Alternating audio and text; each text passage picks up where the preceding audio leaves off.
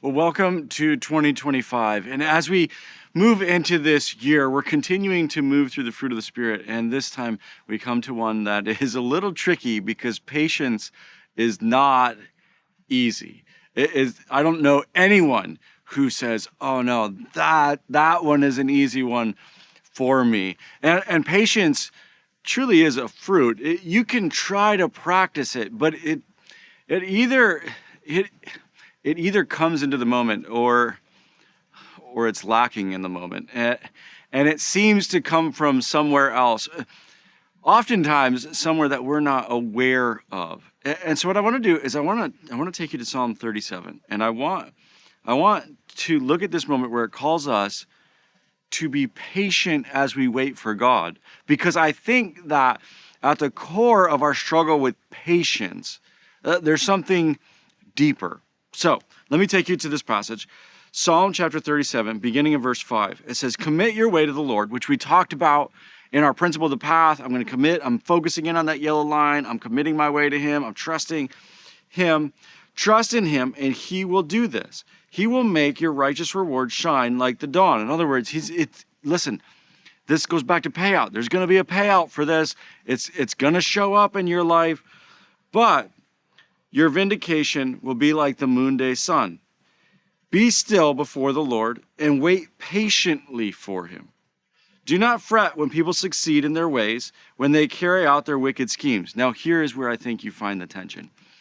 The tension is not necessarily that we don't see our payout. The tension is when we see others who aren't actually following, when we see others who aren't trusting God, experiencing the payout we think that we should receive. Patience is so intricately tied to envy. In other words, it's not just that I'm upset that I don't have it yet. It's that I don't have it yet and they do. Or I don't have it yet and someone's keeping me unrighteously from it.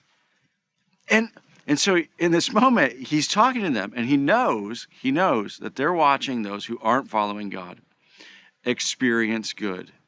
And they're growing impatient. Why? Because, well, they have it and I don't. Wait, I thought this was... And he calls them to be patient before the Lord. And then he reminds them of this. Refrain from anger. It's amazing how patience and anger are tied together consistently. And turn from wrath.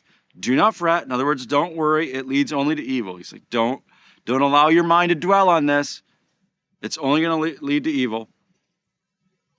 For those who are evil will be destroyed, but those who hope in the Lord will inherit the land.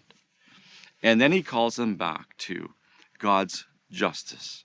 He says, no, wait.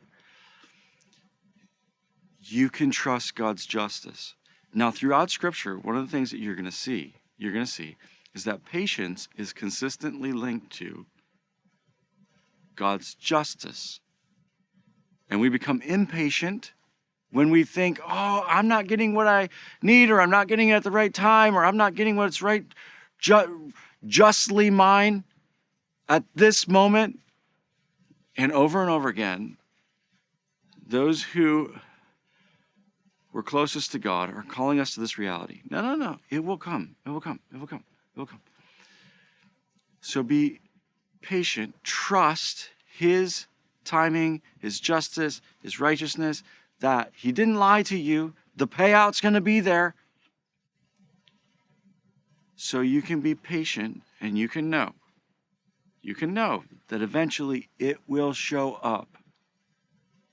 Whether that is for those who have been following him or not, it will show up.